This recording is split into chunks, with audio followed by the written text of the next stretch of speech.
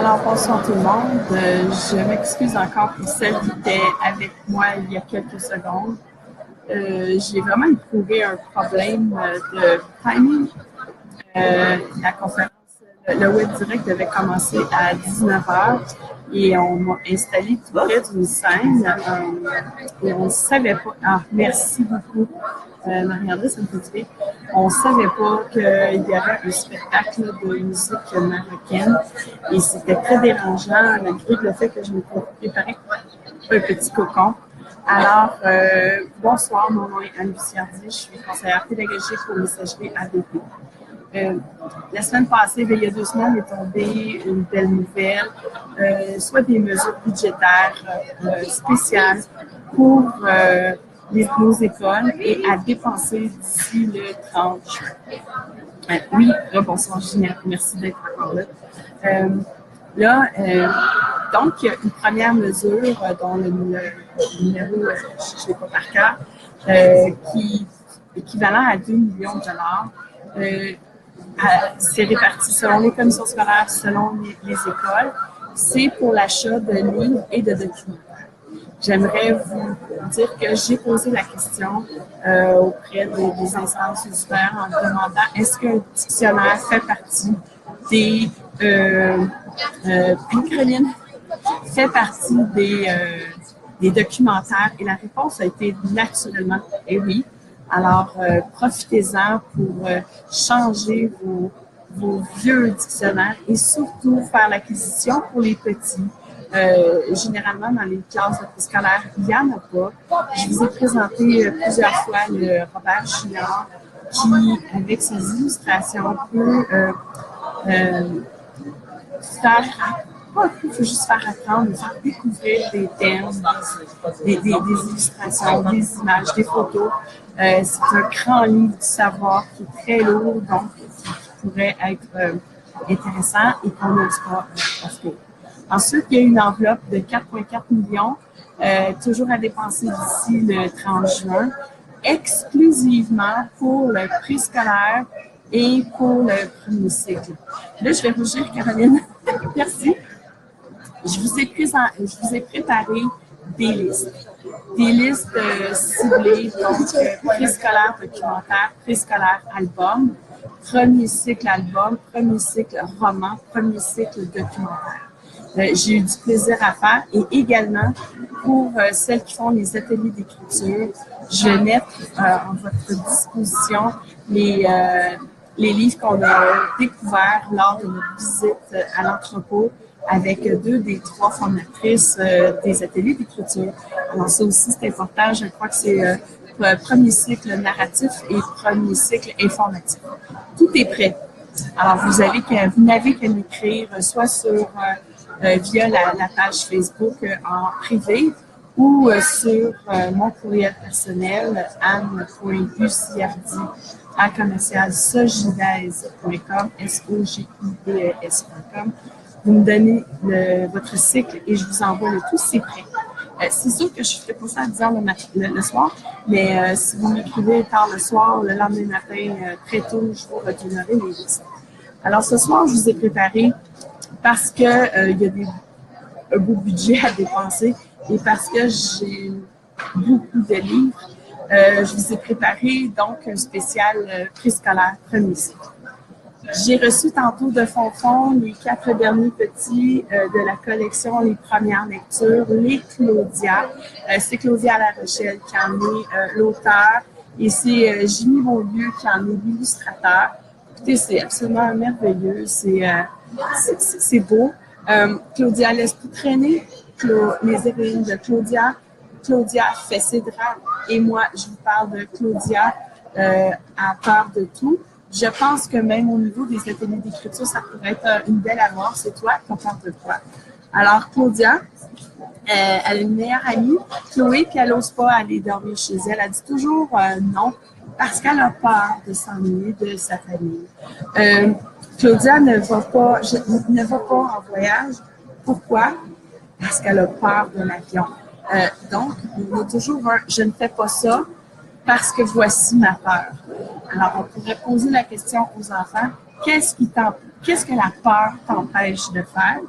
soit par écrit avec les plus vieux, soit à l'oral avec les plus petits. Ils sont conscients. C'est sûr que je ne l'ai pas travaillé, c'est nouveau. Cependant, je suis convaincue que avec les groupes que j'ai rencontrés, je suis convaincue qu'il y a des belles discussions à faire. Chez Albin Michel, c'est un livre de fond, donc c'est pas une nouveauté, c'est un livre qu'on doit redécouvrir. Je vous présente le qu'est-ce que c'est. Le qu'est-ce que c'est forme. Une forme que l'on va transformer. Ici, c'était une moustache. C'est un livre d'anticipation. On est vraiment au préscolaire 4 ans, préscolaire 5 ans, avec la tête du bonhomme. Avec les petits, c'est bien de lire le texte qui va avec, mais sinon, j'aimerais ça ne pas lire le texte. Alors, tu préfères comment? Avec ou sans lunettes solaires? Alors, on voit ici que finalement, la forme devient des lunettes. Ensuite, on a deux autres animaux. Alors, la forme devient quoi? La forme devient une crinière. En même temps, on développe le vocabulaire. Ici, la forme devient quoi? La forme devient des bosses de chameau. Une fois qu'on a passé au travers notre livre, il n'y a rien qui nous empêche de prendre la forme et d'en faire plusieurs copies en carton dur et de demander aux enfants soit de la tracer sur un papier scrapbook ou tout simplement partir le coller et créer un univers autour de cette forme-là. Quand j'ai fait l'expérience, je vous dirais que la plupart des élèves reprenaient un thème qu'on avait vu dans le livre, mais on en a vu quelques-uns dont l'imagination explosait. Là, c'est fascinant. Voici je pense que je l'ai présenté, voici chez Bagnol, Dépareillé de Marie-Francine Hébert et l'illustratrice Geneviève Després, Dépareillé. Un livre, un album qui accompagne l'éthique, premier cycle, préscolaire aussi, parce qu'on parle de différence, on parle d'une jeune fille qui aime mettre des bas pas pareils, puisque c'est ça, elle, ça la rend heureuse de mettre des bas pas pareils. Et il y a un petit garçon à l'école qui n'est pas gentil et qui va mettre de côté le personnage qui ne met pas des bas pas pareils. Les autres amis ont de la difficulté à aller contre ce jeune homme-là. Alors, quels moyens vont-ils prendre pour faire en sorte de ne pas isoler le personnage avec les bas dépareillés sans se faire achaler tout ça par le garçon? Ben, c'est en mettant des bas dépareillés elle aussi. Et ça va faire en sorte que celui qui rit, mais il va commencer à rire tout seul. Et ce que j'aime, c'est que de page en page, de jour en jour, il y a de plus en plus d'élèves qui se promènent, je vais trouver la page, qui se promènent avec des bas dépareillés.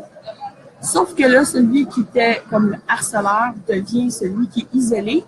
Et là, il dit, oui, mais moi, je veux faire partie de la gang, mais j'haïs ça, des bas pas pareils. Donc, la morale de l'histoire, c'est fais ce que tu as envie de faire, puis on va t'accepter, c'est possible.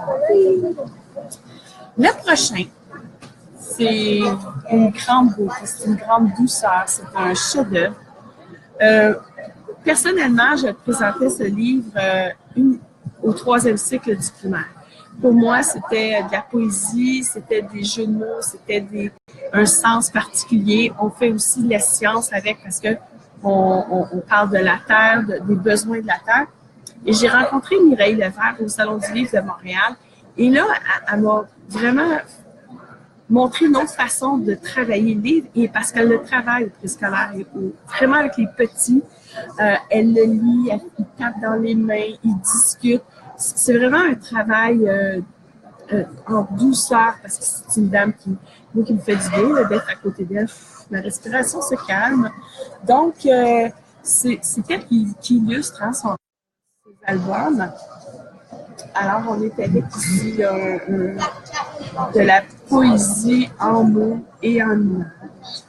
Et comme c'est le jour de la Terre bientôt, mais pourquoi ne pas en profiter pour en parler? Et je rencontre une école, une classe de 4e année, dernière semaine de mai et au mois de juin. On va travailler ce livre-là, donc j'ai ma façon de le travailler. J'ai hâte de le faire en classe pour avoir un aperçu de ce que ça donne, puis je pourrais vous en parler après. J'ai une idée d'un réseau littéraire à faire avec sur la terre, sur les animaux, sur la poésie.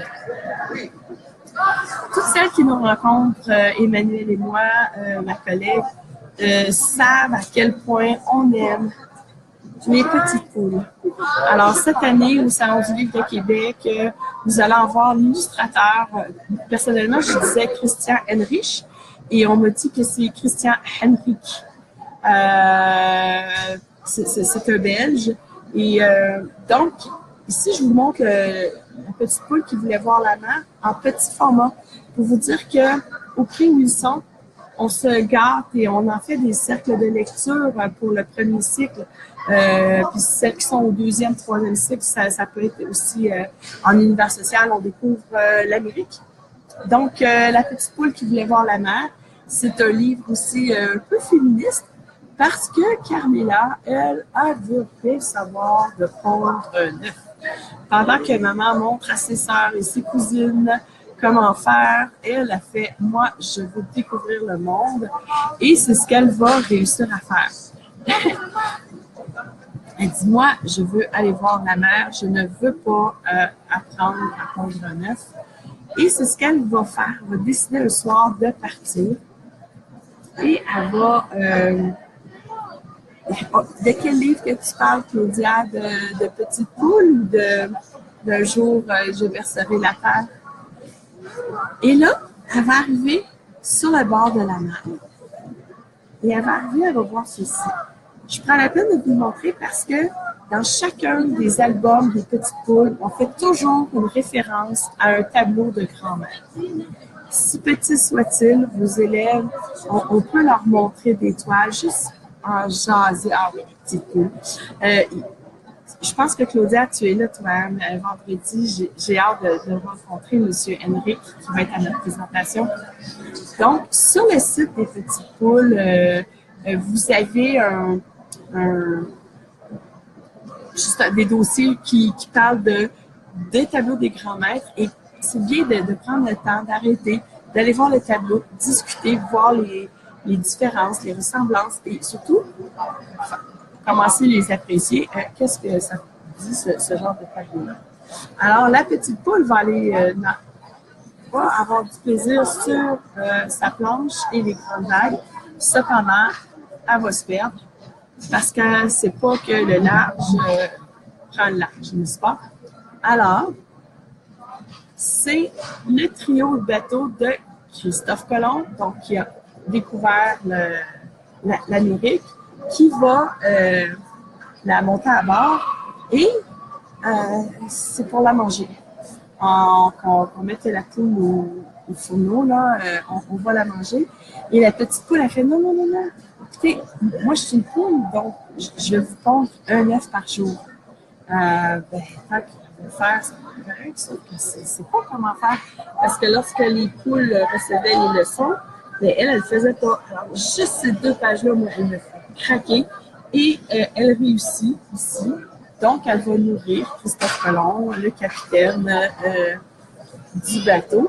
Et ils vont arriver sur une terre nouvelle où ils vont faire la rencontre des poulets rouges. Ces poulets rouges-là font référence aux Amérindiens. Et pour les adultes, okay, pour nous, les adultes, il y a toujours un petit clin d'œil. Alors, papa, maman, devinez qui vient dîner? Qui fait référence à un très vieux film, mais un film où donc c'est la première personne de couleur qui gagne un Oscar. Alors, tu sais, je trouve qu'il y a des clins d'œil absolument géniaux, autant pour les petits que pour les grands. Donc, on va suivre donc Carmela et Piticoque, extraordinaire, dans leur aventure. Donc, ça, c'est le petit format. La nouveauté, c'est celle-ci. Je ne l'ai pas lue. C'est les petites poules et la famille Malpouli. Il y a toujours des jeux de mots incroyables dans les titres. Moi, un que j'aime beaucoup, c'est l'île Pouté Kratos. Moi, ça me fait capoter. Donc, je ne l'ai pas lu. C'est sûr que pour pas avoir... je vais lire d'ici vendredi. Comme ça, je pourrais dire, j'ai tout lu. Alors, si vous passez au salon, je sais qu'il sera en signature jeudi, vendredi, samedi, dimanche.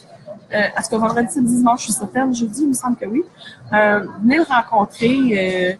Si vous voyez une groupie habillée en noir et rouge, pas bien loin, ce sera moi. Je vous présente un documentaire pour les petits. Le caca de qui, c'est vraiment un documentaire. Donc, les choses qu'on apprend dans cet album, c'est du vrai. Il remplace un livre qu'on aimait beaucoup, qui était l'Encyclocrotte, qui est disparu, qui est épuisé, que nous n'aurons plus. Alors, je trouve ça bien qu'on ait un pendant documentaire. Alors, ça commence toujours comme ça. À qui ce caca?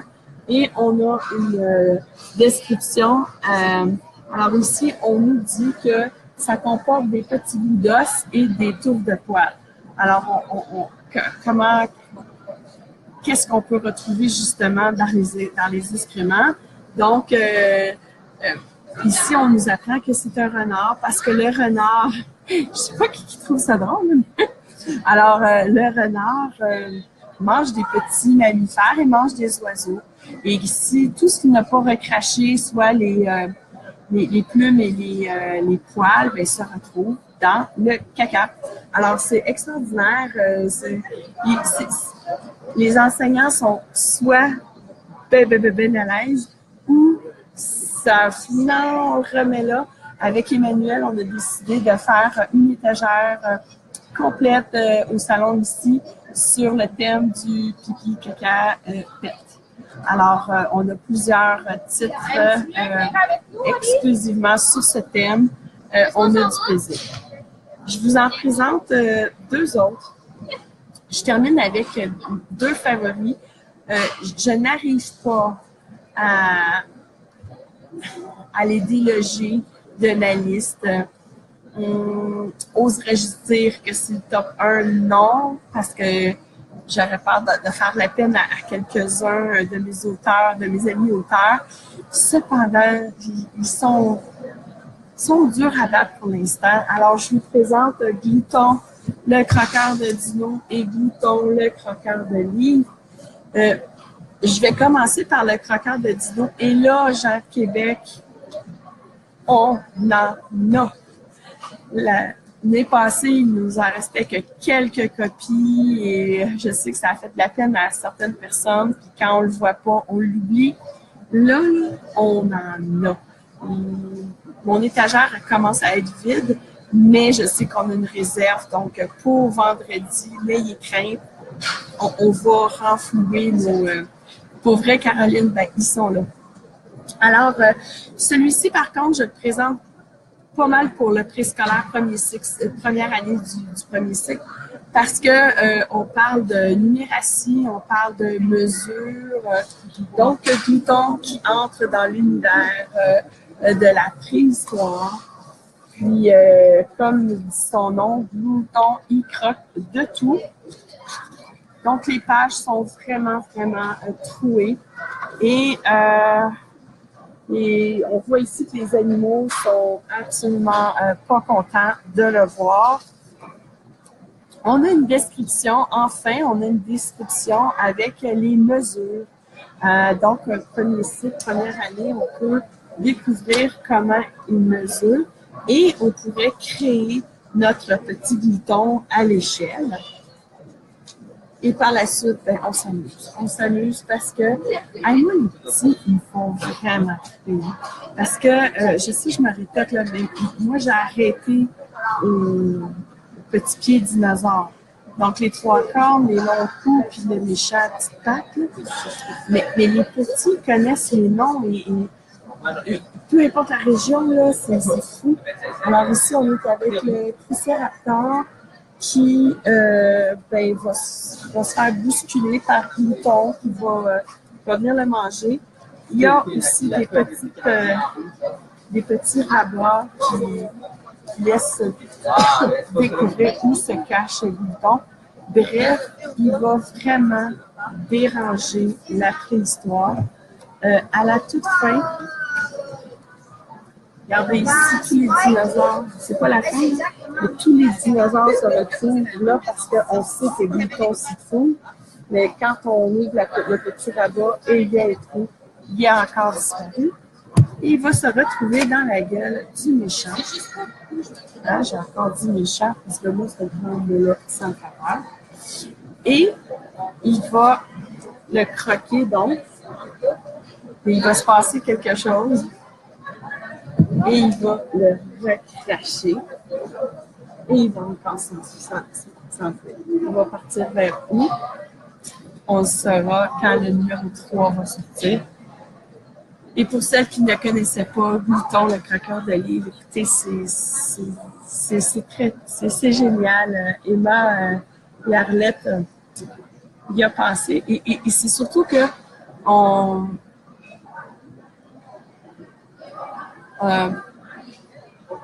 on parle des histoires, on parle des contes qui existent, on parle des introductions. Puis je trouve que c'est une belle façon d'aborder parce que pour ceux et celles qui ont compris le principe de sujet amené, sujet posé, sujet divisé, ça c'est, on n'est pas là partout. Dans la situation initiale, donc on présente les personnages, puis un rebondissement et tout ça. Donc, je trouve que c'est une belle façon d'aborder et de montrer justement l'effet de la quête et tout ça. Parce que Glouton est dans une cage et dès la première page, on va la voir, dès la première page, il s'enfuit. Il s'enfuit pour aller manger. Mais ce qu'il aime le plus au monde, c'est vraiment les livres. Ce sont les contes de fées. Avec les 6e années, juste reprendre les livres qu'il y a là-dedans, c'est une période. Discutons de ce qu'on connaît, réactivons nos connaissances, apprenons, nommons les auteurs. Alors, le premier livre qui va déranger, c'est Boucle d'or. Il va aller dans l'histoire. Dans l'histoire, en Boucle d'or, c'est mange pas le petit bol de bébé ours parce que elle est trop petit. Elle ne mange pas le bol de papa ours parce que c'est trop grand. Ici, elle devait manger le bol de maman ours. Mais c'est Glouton qui l'a mangé et il est parti. Et moi, cette page-là, ce n'est pas moi, c'est un monstre qui l'a mangé. Donc, ça nous amène un peu partout dans les contes. Parce que j'ai présenté, je ne le fais pas. Alors, attention, ici, il est dans une cage, on ferme la porte et on dit aux enfants, ouf! Et attention, il ne faut jamais le quitter, pas même une petite minute. Et finalement, les gens, on s'aperçoit qu'ils ont regardé notre doigt et ils n'ont pas regardé Glouton. On entend du bruit et Glouton disparaît. On va l'avoir et il part dans quel livre? Là, ça va être à vous, aux élèves, de discuter. Oui, c'est disponible. Alors, allez chez votre libraire. C'est sûr que s'il n'est pas en tablette, parce qu'on en fait beaucoup la promotion, écoutez, on y croit tellement ce livre-là. C'est un bel outil pédagogique. On commence à avoir des fiches pédagogiques de plusieurs parmi vous sur Glouton. Envoyez-nous-en, on adore ça. N'oubliez pas que les fiches pédagogiques, c'est sur nos éditeurs. Donc, pour recevoir un livre, il faut faire une fiche pédagogique d'un de nos éditeurs. Sur la page messagerie.abp.com, vous avez un onglet « Éditeurs distribués ».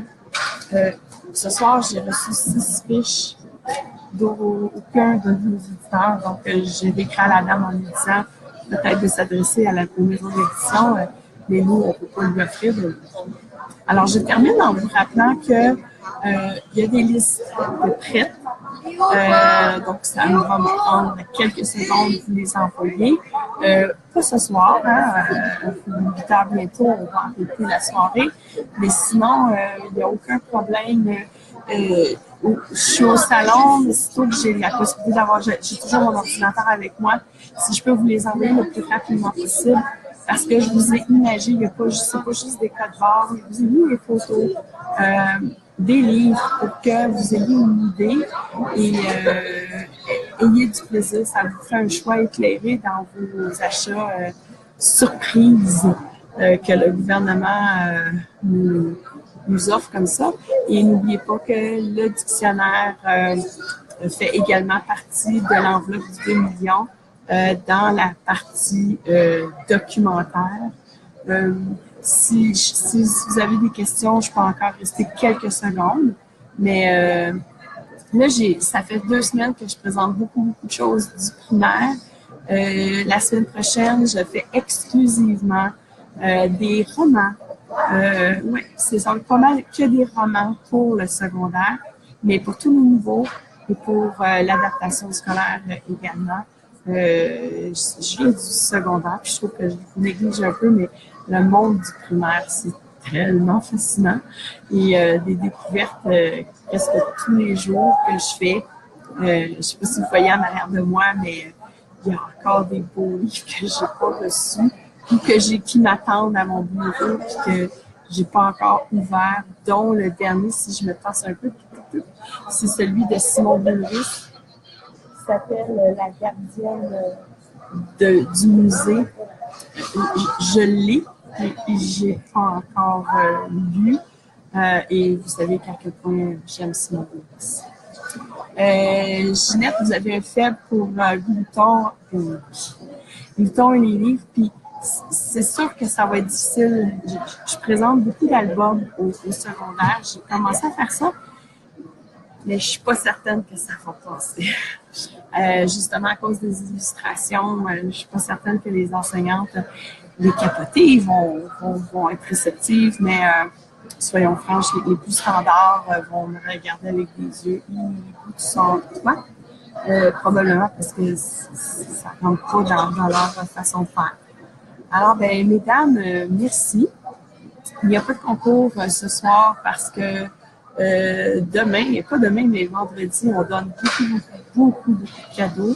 Même que j'ai des éditeurs qui, par surprise, se souvenaient pas qu'on avait une soirée et finalement nous offrent des cadeaux de dernière minute. Les participants vont les découvrir à la soirée. Il y a 150 places disponibles, les 150 places sont prises. J'ai même une liste d'à peu près une quinzaine de personnes en liste d'attente. Pour vrai, ça me surprendrait que 15 personnes s'absentent et que je ne puisse pas les remplacer, c'est sûr. Donc, soyez à l'affût pour les prochains salons. Je pense qu'à Trois-Rivières, en septembre, vous allez avoir une journée complète de la quête avec nous. C'est pas tout à fait confirmé, mais en tout cas, je vais vous donner d'autres détails. Alors, c'est ça. En direct du Salon du Livre de Québec, et je vais continuer à triper parce que, j'ai un petit projet entrepreneuriat pour le primaire. Aujourd'hui, j'ai interviewé, et je le ferai tout le long de la fin de semaine, j'ai interviewé des auteurs et je leur ai posé 3 questions. Quel était votre premier emploi? Est-ce qu'en ce moment, en tant qu'auteur, vous avez un autre emploi et pourquoi vous écrivez?